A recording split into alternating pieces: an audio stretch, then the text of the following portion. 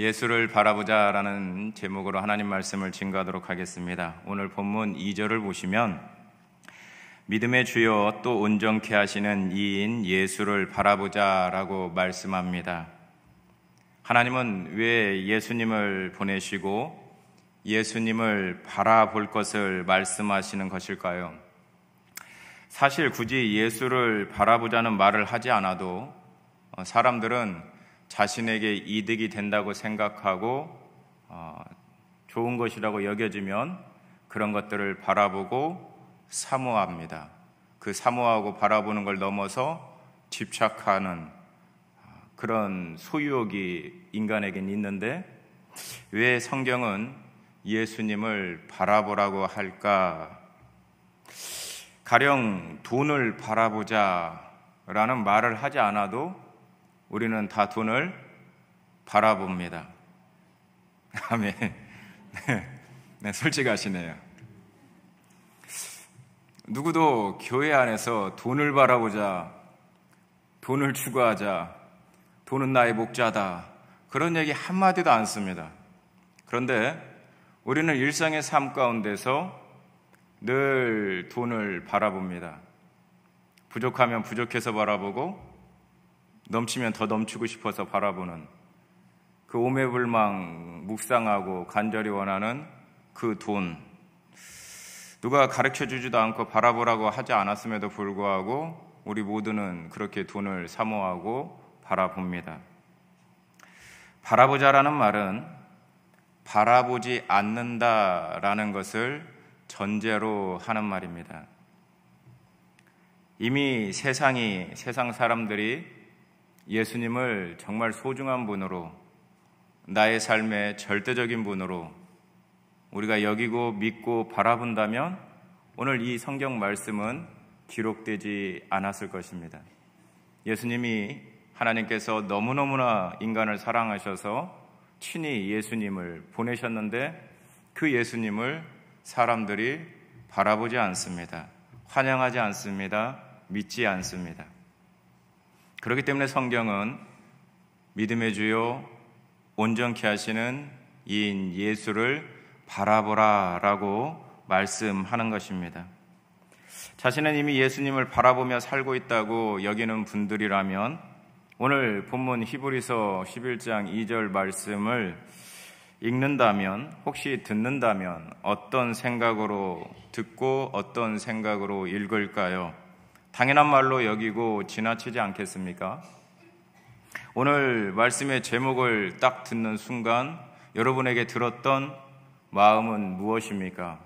예수를 바라보자. 난 이미 예수를 바라보고 있다.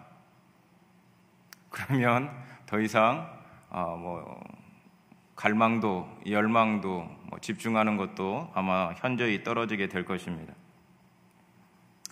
하지만 성경이 누구에게나 필요한 진리라는 것을 감안한다면 결국 예수님을 바라보자라는 것은 세상은 예수님을 바라보지 않음을 전제로 하는 말입니다. 예수님을 바라보지 않는 것에는 저와 여러분 모두도 포함되어 있음을 잊어서는 안 됩니다. 어쩌면 저의 이 말에 대해 반발이 있을 수도 있습니다. 스스로 예수님에 대해 열심히 있고 자신의 믿음에 아무런 문제가 없다고 생각한 사람들은 자신이 예수님을 바라보지 않는다라는 것을 부정하려고 할 것입니다. 하지만 과연 예수님 외에 다른 것은 바라보지 않는가를 생각해 보십시오. 죄된 인간은 인간에게 가장 필요한 것을 필요로 하는 지혜와 선함을 상실했습니다. 그래서 하나님에 대한, 예수님에 대한, 성령님에 대한 어떤 필요에 대한 것들을 우리 인간은 상실해버리고 말았습니다. 그렇기 때문에 예수님께서는 오늘 히브리서 믿음장이라고 하는 이곳에 다시 한번 성경을 통해서 기록했고 이 밤에 우리에게 다시 말씀하십니다. 믿음의 주요 또 온전케 하시는 이인 예수를 바라보자. 할렐루야. 우린 날마다 예수님을 바라본다. 그리고 넘치도록 바라본다라고 생각하지만 실제적으로 하나님이 원하시는 기준만큼에 비추어 봤을 때는 우리는 너무나 자주 주님을 바라보지 못합니다. 그리고 주님이 전부되지 못하고 주님으로 인하여 충분함을 경험하지 못합니다. 그리고 나도 모르는 새에 다른 것들을 바라보고 묵상하고 간절히 원하는 것이 인간입니다. 과연 예수님 외에 다른 것은 바라보지 않는가라는 것을 이 밤에 한번 생각해 보시기 바랍니다. 예수님보다 더 의지하고 신뢰할 만한 것을 갖고 있진 않는지 생각해 보아야 합니다. 예수님 외에 더 의지하고 신뢰할 만한 것이 무엇이 있을까? 보편적으로 이렇게 이야기합니다. 외적인 것으로는 돈, 명예, 권력 이런 것들을 하나님보다 더 묵상하고 예수님보다 더 묵상하고 신뢰한다라는 것인데요. 돈, 명예, 권력보다 우리가 더 신뢰하는 것이 있습니다. 그게 혹시 뭔지 아십니까? 내 자신입니다. 내 자신. 우리는 내 자신을 굉장히 신뢰합니다. 내 자신의 생각, 내 자신의 결단의 마음들, 선함들, 내 의지들, 내 뜻들, 그리고 내 경험들, 그리고 나의 믿음, 이런 것들을 우리는 생각보다 굉장히 신뢰하는데, 제가 생각할 때는 돈, 명예, 권력보다 훨씬 더 자주 더 충만하게 신뢰하는 것이 바로 내 자신입니다. 그래서 예수님께서는 누구든지라는 것은 예외 없이라는 뜻입니다. 누구든지 표목사를 비롯해서 지금 강단에서 설교하는 표목사를 포함해서 여기 계신 모든 분들 예외 없이 예수님을 따르고자 한다면 날마다 자기를 부인해야 된다라고 말씀합니다. 자기를 부인하지 않는 한 우린 예수님을 바라볼 수 없습니다. 자기를 부인할 수 없으면 우리는 예수님을 전적으로 의지할 수 없고 전적으로 신뢰하며 따를 수 없게 되는 것입니다. 바라보는 다른 것이 있다면 그것은 곧 예수님을 바라보지 않는다는 증거입니다.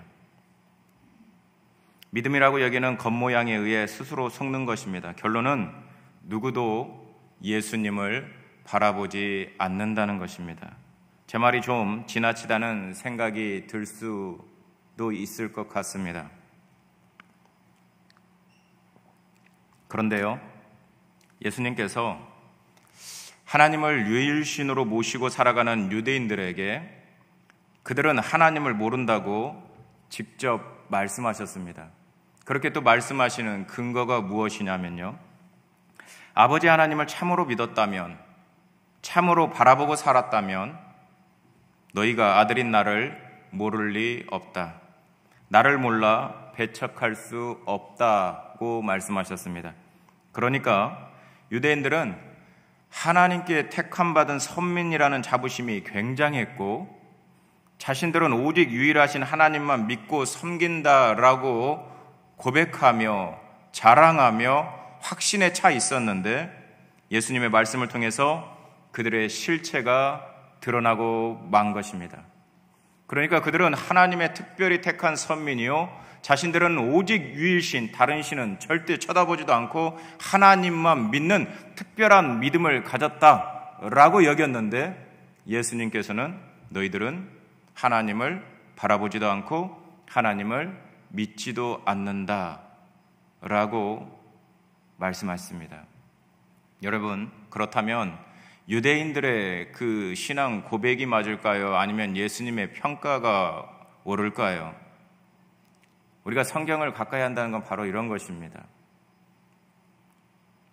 내가 생각하는 나의 믿음이 있지만 성경이 나를 어떻게 정의하고 있는지, 그리고 하나님이 나를 어떻게 평가하는지 말씀에 귀 기울여보고 내 안에 성령님 앞에 우리가 날마다 조명을 받는, 빛비춤을 받는 그런 역사들이 일어나야 됩니다. 왜 이런 일들이 일어날까요? 왜 자신들은 하나님이 특별하게 택한 선민이고 하나님만을 오직 유일신으로 믿는다라고 여겼는데 어떻게 하나님을 믿지 않는다라는 이런 처참한 평가를 받을 수 있을까요? 이유가 무엇일까요? 예수님은 세상이, 인간이 좋아하는 것을 가지고 오신 분이 아니기 때문입니다. 세상이 관심 두지 않는 것, 육의 문제가 아니라 아무도 관심 두지 않는 영의 문제를 위해서 오신 분이었기 때문입니다. 그래서 등장하게 된 것이 사람들의 관심을 끌 수 있는, 사람들을 자극할 수 있고 선동할 수 있는 거짓 예수입니다. 거짓 복음입니다. 유사복음이라고 하는데, 유사복음은 일부분은 거의 다 복음하고 맞는데 어떤 결정적인 부분이 조금 다르다가 아니라 완전히 틀리다입니다. 유사복음이라는 것은 복음이 아니다예요. 어떤 일부분은 복음인데 약간 틀리다는 게 아니라 완전 틀리다는 겁니다. 여러분, 이단들이 우리 기독교와 조금 다릅니까? 완전 틀립니까? 완전 틀립니다. 아무리 성경을 가지고 이야기하고 성경을 이야기하고 진리를 얘기한다 할지라도 조금 틀린 게 아니라 완전히 틀린 것입니다.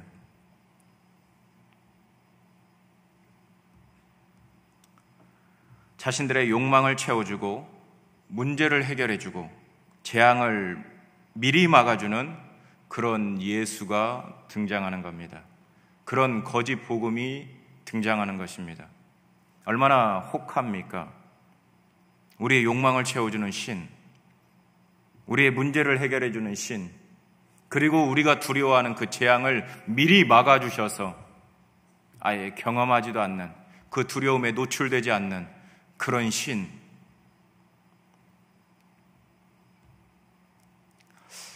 우리들은 예수님이 좋다고 말할 것입니다. 왜 좋은 것일까요? 예수님이 나 대신 죽어서 내가 천국 가게 돼서 좋은 것입니까? 예수님이 나의 모든 죄를 다 용서해 주셔서 좋은 것입니까? 그러면 예수님이 가신 길을 함께 가실 수 있겠습니까? 진심으로 좋은 분과 함께라면 못 갈 곳이 없지 않겠습니까? 정말 좋아하는 사람이 있다면, 정말 좋아하는 대상이 있다면 못 갈 곳이 없지 않겠습니까? 그 대상이 또 선하다면, 그 대상이 정말 능력이 있다면, 그 대상이 나를 사랑한다면, 그런 대상이 있다면 함께 못 갈 곳이 있겠습니까? 그런 일은 없을 것입니다. 어쩌면 우리는 예수님이 좋은 것이 아니라 예수님 때문에 얻는 것을 좋아하고 있는 것일지도 모릅니다. 그게 그거 아닌가라고 생각할 수도 있지만 전혀 다른 것입니다. 그래서 천국 보내주시는 예수도 좋고, 병 낫게 해주시는 예수도 좋고, 어려운 문제도 해결해 주시는 예수도 좋은 것입니다. 결국 사람들은 자신의 욕망을 채워주는 예수를 기대하고 좋아하는 것이지, 십자가를 지고 나를 따르라고 말씀하신 예수님에 대해서는 관심을 두지 않는 것입니다. 히브리서 11장 40절 말씀을 보시면 하나님은 우리를 위해 더 좋은 것을 예비하셨다라고 말씀합니다. 이 말씀을 딱 들으면 여러분은 어떤 생각이 드십니까? 하나님이 더 좋은 것을 예비하셨어? 준비하셨어? 그게 뭘까? 그 더 좋은 것이 혹시 나 돈 많이 벌게 되는 거 아닐까? 로또에 당첨되는 거 아닐까? 배우자, 정말 멋있는 배우자를 또 만나게 되는 거 아닐까?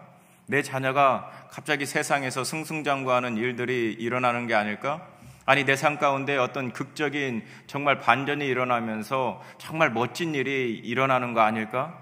그 더 좋은 것을 하나님께서 준비해 주시지 않았을까? 그 더 좋은 것이 무엇일까? 그 더 좋은 것이 무엇인지 아십니까? 예수 그리스도입니다. 예수 그리스도. 약속의 성취인 그 예수 그리스도. 더 좋은 것을 너희에게 줄 것이다. 더 좋은 것을 너희에게 줄 것이다. 그게 바로 예수 그리스도입니다. 우리를 욕망과 상관없이 오신 분이 예수님이고 우리들이 좋아하는 모든 것을 부정하시는 분이 예수님이십니다. 이러한 예수님의 마음을 깨달은 사도 바울은 그래서 예수 외에 다른 것들은 다 배설물로 여겼습니다. 예수와 다른 것도 바라보는 게 아니라 예수만 바라보기에 예수 외에 다른 것들을 다 등지고 살았다. 그것을 스스로 간절히 원했다. 사도 바울은 이야기를 합니다. 왜냐하면 그 사도 바울을 구원하신 그 예수가 사도 바울에게는 이 세상의 그 무엇보다도 더 귀하기 때문입니다. 예수보다 더 귀한 것이 사도 바울에게는 없었기 때문에 가장 좋은 그 예수 그리스도를 온전히 충만하게 소유하고 그 예수와 동행하며 가장 좋은 그 예수, 인류에게 가장 필요한 그 예수를 더 온전하게 전달할 수 있는 그 통로가 되고 싶었던 것입니다. 성경은 우리들도 과연 이 대열에 합류할 수 있는가를 묻는 것입니다. 믿음의 증인들을 이야기를 하면서 저와 여러분들에게 여러분들이요, 이 성경이 말하는 그리고 하나님이 인정하시는 이 믿음의 선조들, 믿음의 선배들처럼 세상 사람들이 인정하는 거 말고요, 이단 가면 이단의 교주들을 엄청나게 인정을 합니다. 우리들은 어떻게 표현하고 어떻게 평가를 할지 모르지만 이단의 교주를, 그 이단을 섬기는 그들은 하나님처럼 신뢰합니다. 그러니까 그 인간 그 누구가 어떤 다수가 인정하건 그리고 또 어떤 곳에서 인정하든 그거와 상관없이 정말 성경에서 하나님이 보실 때 하나님의 관점으로 이런 사람들을 인정한다라고 하는 그 믿음의 반열에 우리가 들어가야 되는 것입니다. 할렐루야. 이 예배를 통해서 우리가 가져야 될 믿음은 바로 그런 믿음입니다. 내가 원하는 예수 말고요, 내가 원하는 복음 말고요, 내가 걸어가기를 정해놓은 그 주님의 길, 내 인생의 길이 아닌 성경이 제시하고 성령이 이끄시는 그 길이 가장 복되고 복되다. 세상의 다른 것보다 내 안에 이미 계신 예수가 가장 귀하고 복되고 복된데 그 예수를 나는 너무나 모르는구나. 나는 그 내 안에 있는 예수가 너무 작구나. 그러면서 다시 한번 하나님의 은혜 안에서 예수로 충만하기를, 다시 한번 예수를 바라보고 예수 안에서 발견되고 그 예수님을 바라보는 가운데서 우리가 믿음으로 더 온전케 세워지는 것을 소망해야 될 줄로 믿습니다. 예수를 바라본다는 것은 세상을 향해서 등을 돌린다는 것입니다. 세상을 바라보고 세상에 대한 기대를 가지고 살아가던 모든 것들이 덧없음을 받아들이며 이제는 예수 그리스도만이 유일한 소망임을 알았다라는 것을 뜻합니다. 예수님은 나의 욕망을 채워주시기 위해서 오신 분이 아니라 오히려 나의 모든 것을 비워버리고 무너뜨림으로써 세상에서 끌어내기 위해, 세상에서 건져내기 위해 오신 분임을 알았다라는 것을 의미합니다. 보통 믿음장이라고 불리는 히브리서 11장에 등장하는 믿음의 사람들이 믿음에 대해 어떤 증거를 하고 있습니까? 하나님을 잘 믿으면 복을 받고 하는 일도 형통함을 증거합니까? 믿고 기도하면 내가 원하는 것이 다 이루어진다라고 증거합니까? 아무리 찾아봐도 그런 증거는 없습니다. 성경을 기록한 사도들도 그런 식으로 예수님을 증거한 것이 아닙니다. 물론 사도들이 병을 고치는 능력을 보여준 것은 있지만 그렇다고 해서 병 고침이 그들의 목적이 아니었습니다. 사도들이 병을 고쳤다고 해서 민중들에게 예수 믿으면, 백성들에게 예수 믿으면, 다른 따르는 자들에게 예수 믿으면 나처럼 해야 된다라고 얘기하지 않았습니다. 너희들도 나처럼 예수를 바라보고 예수를 믿고 예수를 따라야 된다라고 말씀했습니다. 그런데도 불구하고 관심이 엉뚱한 데 있기 때문에 십자가에 달려서 피 흘리신 예수님이 아닌 육신의 문제를 해결해 주는 능력 있는 해결사 하나를 붙들려고 하는 것밖에 되지 않는 것 같은 신앙을 가진 분들이 꽤 많습니다. 성경이 증거합니다. 믿음의 연수가 오래됐으니 이제 마땅히 성장하고 성숙해서 아비가 되고 가르치고 복음을 증거하는 증인의 삶을, 제자의 삶을 살아야 될 터인데 너희들은 아직도 어린아이의 신앙을 벗어버리지 못했구나. 그 이유가 무엇입니까? 예수를 바라보지 않은 결과입니다. 예수를 바라보지 않은 결과입니다. 성경이 말하는, 역사가 기록하는 살아있는 예수 그리스도를 바라보지 않고 내 스스로가 만들어낸 신화 속의 예수와 관념 속의 예수, 그리고 떠돌아다니는 어떤 이들이 거짓으로 말한 그 예수를 바라본 결과입니다. 어떤 책에 보니까 이런 말이 써 있었어요. 교회는 가르치고 배우는 공동체인데 진리를 바르게 가르치고 진리를 바르게 배우면 반드시 성장하고 성숙되어 지게 되어 있다. 할렐루야.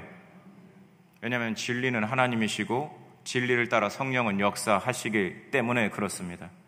그래서 바른 진리가 선포되고 바른 진리를 제대로 배우기만 한다면 반드시 성장하고 성숙한다 이 말입니다. 내가 잘나서가 성장하고 성숙된다라는 게 아니라 내 안에 그 보화보다도 금보다도 귀한 예수 그리스도의 생명과 그 은혜가 있기 때문에 진리가 바로 전파되고 바로 믿기만 하면 나는 성장하고 성숙되는 것입니다. 그런데 세상 사람들이 내 욕망을 채워주는 예수, 내 욕망을 채워주는 그 신을 찾습니다. 이것이 소위 예수를 말하고 십자가를 말하는 교회 공동체의 모습이라면 얼마나 안타까운 일이겠습니까? 이러한 실태에서 우리라고 예외겠습니까? 입 밖으로 내뱉지는 못하지만 우리의 속마음에는 나의 이익을 기대하는 욕심으로 가득 차 있는 것이 아닙니까? 온통 위선과 거짓으로 가득 차 있고 자신을 감추려는 위장술에 능수능란한 우리들인 것입니다. 하나님은 이러한 자기 실태를 깊이 발견하기를 원하시는 것입니다. 가면 쓰고 신앙생활하지 말고, 외식하며 신앙생활하지 말고, 영적 교만 가운데서 신앙생활하지 말고, 날마다 예수를 바라봄으로 예수 그리스도 안에서 발견되고, 날마다 진리를 바라봄으로 진리 안에서 내 자신이 발견되고 비춰지고 보여지기를 주께서는 원하시는 것입니다. 왜냐하면 무엇으로도 벗어날 수 없는 악의 함정에 빠진 것이 나의 실태임을 발견할 때, 그리고 무엇으로도 멸망의 구렁텅이에서 벗어날 수 없는 것을 자각할 때 비로소 십자가에 못 박히신 예수님을 바라볼 수 있기 때문입니다. 전에는 보이지 않던 예수님의 피가 보이게 되고 예수님의 의의 공로가 무엇인가를 알게 되는 것입니다. 그리고 예수님을 바라보게 되는 겁니다. 또한 하나님이 예비하신 더 좋은 것이 다름 아닌 예수님인 것이 받아들여지고 그 예수님을 내가 소유할 수 있게 됐다는 것에 감격하며 감사하며 내가 죄지었을 때 죄책 가운데 부끄러워할 수 있는 그런 성도가 될 수 있는 것입니다. 자격 없는 내가 예수 그리스도를 소유했다. 여러분, 이게 오늘 이 밤에 우리에게 우리의 심장을 뛰게 하고 우리의 마음을 사로잡고 우리의 삶을 다시 한번 정리하는 그런 은혜로 역사되길 예수님의 이름을 축복합니다. 이번 주에 어떤 목사님이 통화를 하는데 통화 내용 가운데 어떤 비싼 시계 이야기가 나오는 게 얼핏 통화음에 들렸어요. 저는 시계에 굉장히 관심이 많은 사람이에요. 그래서 굉장히 궁금해하던 차에 물어봤습니다. 어떤 시계를 차고 있냐고. 그랬더니 자초지종을 얘기해 주는데요. 부흥회를 인도하기 위해서 집회를 참석하고 나서 가려고 하는데 어떤 성도님이 찾아와서 시계를 하나 이렇게 탁 주고 가더라는 겁니다. 그 시계를 받고 집에 가서 그걸 확인해 보니까 그 시계의 값이 2억이랍니다. 이거 박수가 나와요? 할렐루야. 나한테도 그런 일이. 그래서 이분이 그 시계를 차지 못하고 서랍속에 고이 놓고 지금 몇 달째를 그냥 지켜만 바라본다라는 거예요. 그 이유인 즉슨 자신의 격과 안 맞는다라는 거예요. 그래서 제가 옆에서 그랬습니다. 그냥 차라고 하세요. 아니면 빨리 팔아서 빨리 쓰든지, 괜히 그냥 넣어놓고 있으면 똥값 됩니다. 그랬어요. 제가 그렇게 말할 수 있었던 이유는 뭐냐면요, 그 2억짜리 시계가 나하고 격이 안 맞는다는 어떤 겸손함은 중요하겠죠. 그런데 그 시계 2억짜리의 격하고 안 맞는 정도가 아닌 예수님과 우리의 격이 얼마나 안 맞습니까? 저는 예수님이 제 안에 계신다는 게 너무나 감사하고 감격스러워요. 왜냐하면 격이 안 맞아요. 그분하고. 그분의 선함하고 나하고 너무 안 맞고, 그분의 그 유능과 나의 무능이 너무나 격이 안 맞고, 그분의 의로움과 나의 불의가 너무나 격이 안 맞고, 그분의 선함과 나의 악의가 너무나 격이 안 맞고, 그분의 사랑의 충만함과 나의 사랑 없음이 너무나 격이 안 맞는 거예요. 그런데 그분이 안 떠나고 계신단 말이에요. 그게 너무나 감격스러운 거죠. 히브리서 11장 1절 말씀을 보시면, 이러므로 우리에게 구름같이 둘러싼 허다한 증인들이 있으니 모든 무거운 것과 얽매이기 쉬운 죄를 벗어버리고 인내로서 우리 앞에 당한 경주를 경주하며 라고 말씀합니다. 우리에게 구름같이 둘러싼 허다한 증인들은 믿음으로 인도를 받고 살았던 모든 사람들입니다. 그러므로 믿음의 사람이란 게 어떤 것인가를 알려면 믿음을 증거하고 있는 성경 속의 그 증인들을 보면 됩니다. 믿음에 이끌려서 고난도 마다하지 않고 죽음도 마다하지 않고 그리스도로 인한 영광이 너무 좋아서 세상의 영광을 외면하는 길로 갔던 증인들을 바라봐야 하는 것입니다. 그들은 예수가 너무 좋아서 예수만 믿을 수 있다면 세상과 격리되고 세상에서 외면당해도 토굴 속에 숨어 들어가서 일평생을 살고 그 가운데 가족들하고 사는 것으로 소소한 그런 아주 무명한 그런 인생을 산다 할지라도, 심지어 잡혀서 감옥에 갇히고 더 험한 꼴을 당한다 할지라도 그 안에 계신 예수 그리스도가 너무 좋아서 그분만은 변치 버릴 수 없어서 초기 교부 중에 한 분이 그런 얘기를 했어요.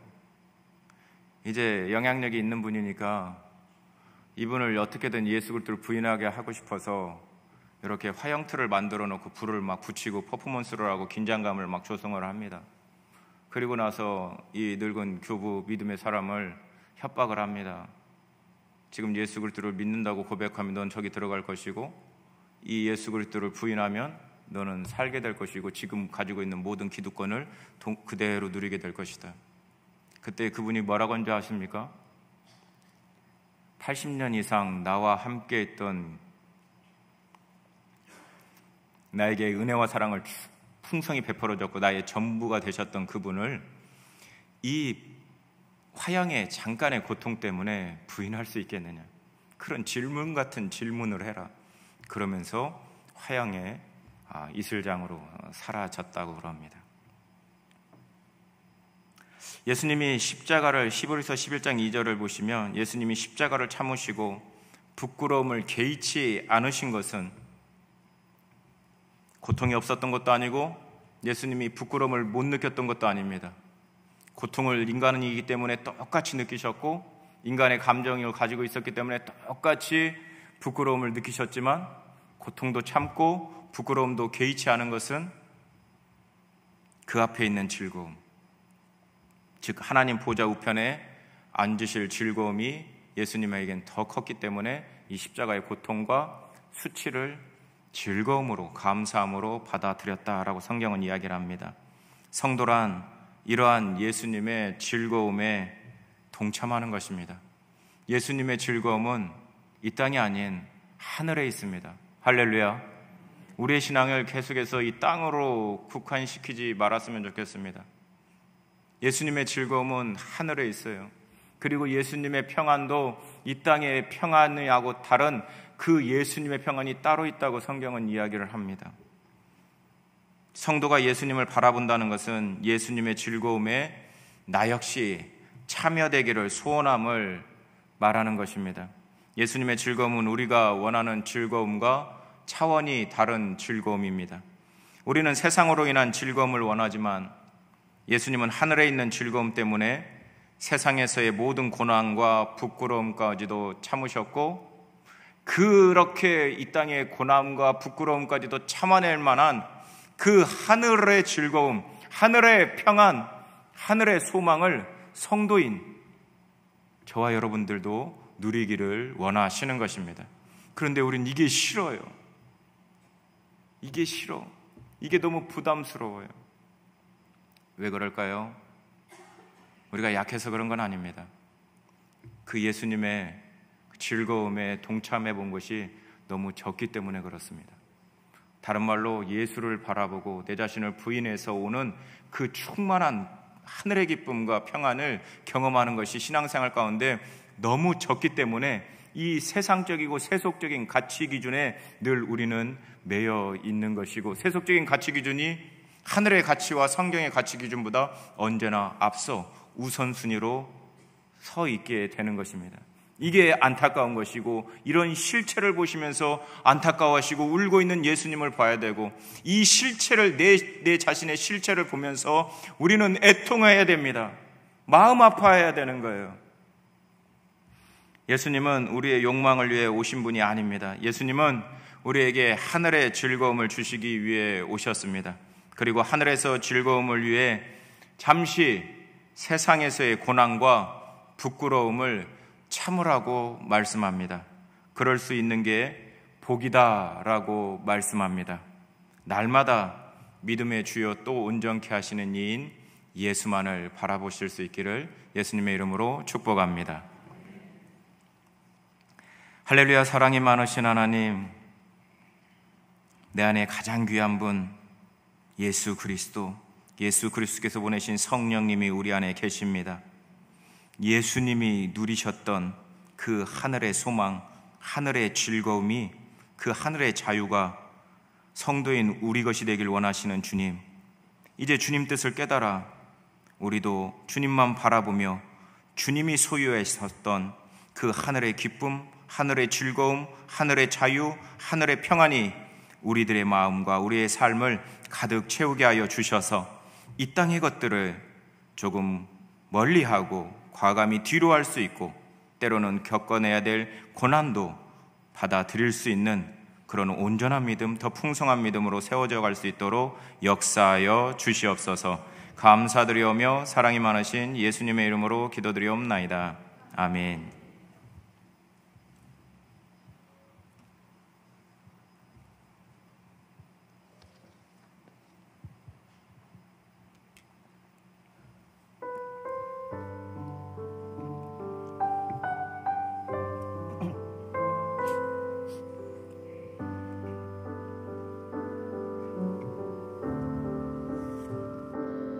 내가 천사의 말 한다 해도